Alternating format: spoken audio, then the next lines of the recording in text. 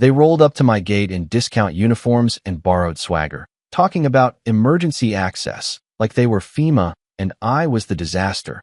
And I could tell from 20 yards out they believed the laminated badges around their necks turned my land into their hallway. They kept saying the word compliance while pointing at my lock, then at their little universal padlock like a substitute teacher waving a hall pass. What they didn't know yet, what they were about to learn the hard way, was that the only key that mattered out here weighed 3,000 pounds, answered to Atlas, and had horns that caught the morning light like polished bone. I'm Cole Whitaker, third-generation cattleman on the Double W Ranch in Red Sage County, Wyoming, and I'll be the first to admit I'm not allergic to compromise. I'll work out a fence line over coffee and a handshake. I'll help a neighbor dig his truck out of gumbo. I'll even move my herd early if we get a lightning forecast that spooks the folks uphill. But some things aren't negotiable, and the top of that list is the gate my granddad always called the line between our world and the rest of it. I installed a new one last spring, twin stone pillars, heavy galvanized span, keypad, and a lock you couldn't pick with a dentist kit, because we'd had kids from the new subdivision cut the old wire out by the east draw, and my cows don't understand cul-de-sacs. I figured a proper gate would end the nonsense. I figured wrong. The subdivision is called Sierra Vista, miles of beige houses with adorable porches and a Bible of rules thick enough to stop a .30-06. All the mailboxes the same shade of agreeable, all the hedges cut to regulation height, and a board president named Bennett Caraway who retired early from being a mid-level something and apparently missed having people jump when he cleared his throat.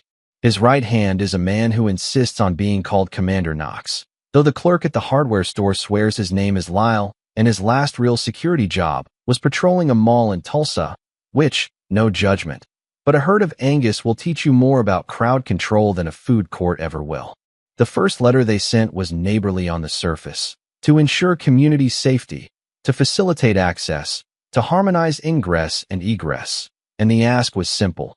Swap out my lock for theirs, a master-keyed thumbbuster they hold for all emergency corridors. I mailed back a copy of my deed with the easements highlighted in neon yellow and a note. You don't have a corridor here. You have a view. When that didn't work, Lal showed up himself, polo shirt a half-size too ambitious, badge clips swinging like authority could be purchased by the ounce. Mr. Whitaker, he said, presenting a second notice with the formality of a royal decree. Per Section 7, subparagraph B, Sierra Vista Security is authorized to temporarily deinstall any barrier that impedes vital community access. He said deinstall like he'd just invented a new legal verb. Lyle, I said, nice as I could, this road leads to my yard, my barns, my calving lot, and 5 digits worth of acreage, and the only vital access it provides is to my coffee pot. You don't have jurisdiction on this side of the cattle guard. He corrected me, Commander Knox, and I corrected him back, Lyle, and we left it there, a polite standoff with a lot unsaid between the lines. Then came the paper snowstorm. Violation notices slid under my gate in the dark like passive-aggressive valentines. One scolded me for unapproved agricultural fencing material, which is a heck of a way to describe barbed wire that's been holding cows since before Sierra Vista was sagebrush. Another warned of excessive bovine vocalizations during quiet hours, as if I'm supposed to hush 1,600 pounds of mother who just dropped a calf at 2 in the morning. My personal favorite alleged manure odor encroachment into shared airspace, which, aside from being physically hilarious given the prevailing winds, read like someone who'd never met soil. I bundled every last page, sent them certified to my cousin Riley McKenna down in Cheyenne. She's a lawyer who reads bylaws like sheet music, and she drafted a cease and desist with teeth, the kind that pages shake when you pull them out of the envelope. We sent it registered, signature required. Bennett signed. For 3 days the prairie was quiet enough to hear meadowlarks. Then a drone came buzzing over the south pasture, slewing sideways so the camera could linger on the keypad and the hinge plates, and a golf cart idled at the county shoulder with Lyle sitting tall behind a pair of binoculars like a boy playing detective. I walked down the drive with a handful of range cubes, and Atlas shadowed me on the inside of the fence, lazy as Sunday, scratching his neck on a creosote post and watching that cart like it owed him money. Evening, Commander, I said in a tone that allowed for more than one interpretation. He started so hard he nearly swallowed his gum, then lifted his chin. Routine perimeter observation, he said. Community safety. Observing what? I asked, my grasp growing in a non-compliant direction. Atlas snorted, a low diesel idle through his throat, and Lyle's eyes flicked to him and back like he'd just noticed the moon. I adjusted the cameras, checked the battery backups, kissed my old shepherd on the head, and went to bed a little restless, the way you do when you know a storm is circling but can't tell where it's going to break. It broke early. My phone dinged with a motion alert from the gate cam right after sunrise. I thumbed the feed, and there they were. Lyle in a brand new vest he'd convinced himself made him bulletproof, two guys in work pants with toolboxes, and Bennett parked too close to the property line in a white golf cart, arms folded, sunglasses on, a smile like he was already composing the email he'd send the board about decisive leadership. The workmen were gesturing, Lyle was pointing, and nobody had yet put a wrench on my property, which was the only reason my pulse wasn't a siren. I was on my quad in 40 seconds and on them in 2 minutes, dust hanging behind me like a ribbon. Morning, I said, dismounting, keeping my voice at the place between polite and undeniable. What in Red Sage County makes you think you're about to touch my gate? Bennett didn't stand, he projected. Mr. Whitaker, he said, calm like a man who rehearses in the mirror. As previously noticed, this barrier impedes vital access to community services, and we're here to temporarily remove it until an appropriate lock can be installed.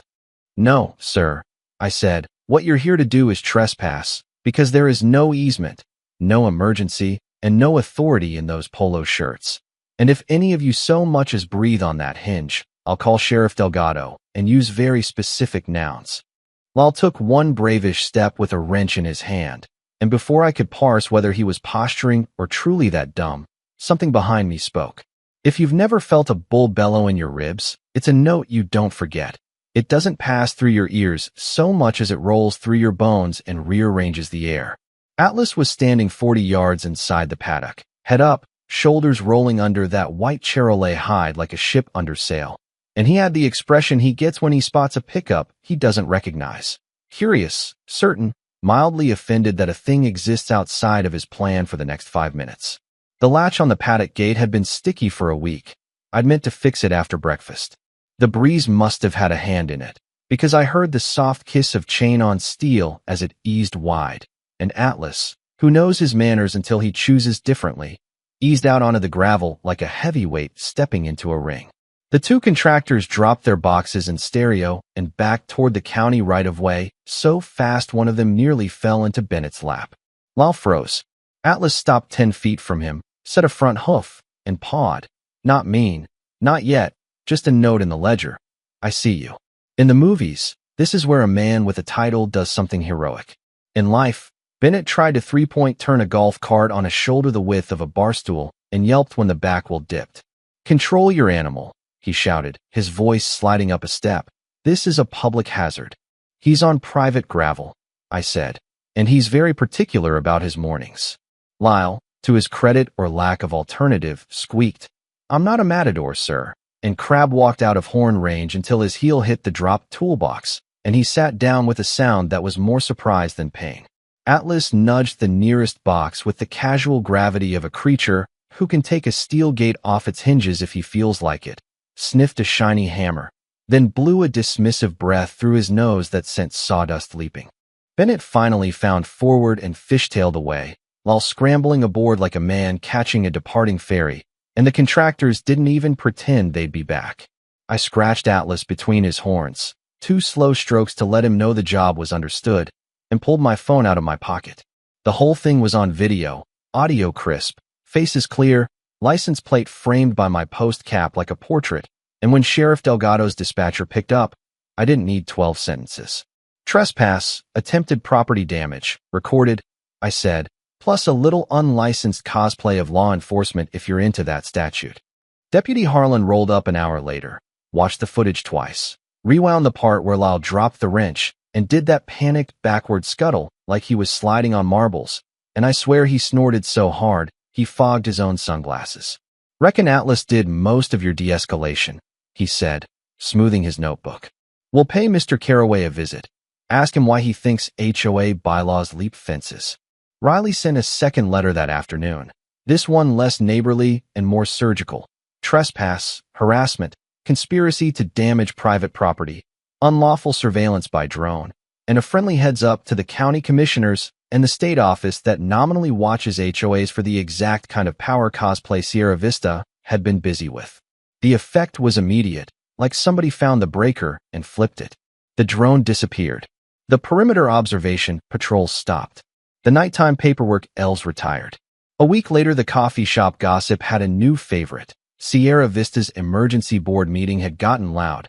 People weren't thrilled to hear their dues were subsidizing Bennett's hobby war, and the man formerly known as Commander Knox had resigned to pursue other opportunities in tactical leadership, which is a beautiful sentence when your last tactical maneuver was dropping a wrench and scooting. The tools sat in my barn for a month, while Riley sent a formal notice of abandoned property. When no one claimed them, we donated what could be used to the 4-H club, and I mounted the wrench on a scrap of barnwood with a little brass plaque that reads The Persuader, courtesy of Sierra Vista Security, just to remind myself that once in a blue moon the universe lets you keep the punchline. Atlas got an extra pan of sweet feed and 2 new scratching posts made from retired telephone poles that I set at the perfect angle for a crown massage.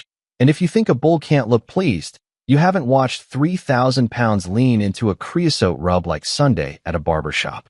The gate still stands, keypad still winks, hinge plates still catch the sunrise, and every so often a sedan slows out on the county road. A pair of faces tip up toward the stone pillars, and I can almost hear the story being told in the passenger seat. That's where the bull came out, right there, big as a boat, scared the HOA clean back to their newsletter. People ask if I hated Bennett, if I wanted to scorch the earth, and the truth is, not really. What I wanted was the same thing my granddad built this place on, a line you can see and respect without needing a judge to read it to you. I think about how fast community safety turned into a skeleton key for convenience, about how easy it is to wrap control in language that sounds helpful, and about how much clearer everything gets when a creature with no patience for buzzwords steps into the frame and reminds everyone that boundaries aren't rude. They're the only way 2 worlds can live next to each other without going to war every weekend. I also think about how one good video saved me a season of headaches, how a cousin with a sharp pen kept me out of court, and how a deputy's laugh did more to settle my blood pressure than a dozen apologies would have. So that's the story of how a gate became a battleground, how a subdivision tried to hang a master key on a place it didn't own, and how a bull named Atlas delivered a sermon on property rights without saying a word. You can draw whatever lesson you want, about small power and big egos, about the difference between authority and costume, about the way a ranch keeps its own time. But here's where I land. Sometimes the grown-up thing isn't giving in to keep the peace. It's standing steady with a camera, a deed, and a friend who weighs 1.5 tons and knows exactly which side of the fence he belongs on. Now I'm curious where you land, and I want you to be honest. How far should an HOA's emergency access really go? Would you ever hand a master key to people who don't answer to your sheriff? And if a drone crossed your fence line tomorrow, would you treat it as neighborly concern or trespass with props? Tell me your take in the comments. Share your own HOA war stories or your best Atlas moment, and sound off on where you draw the line between community and control, because out here, that line is the only thing keeping the grass green on both sides.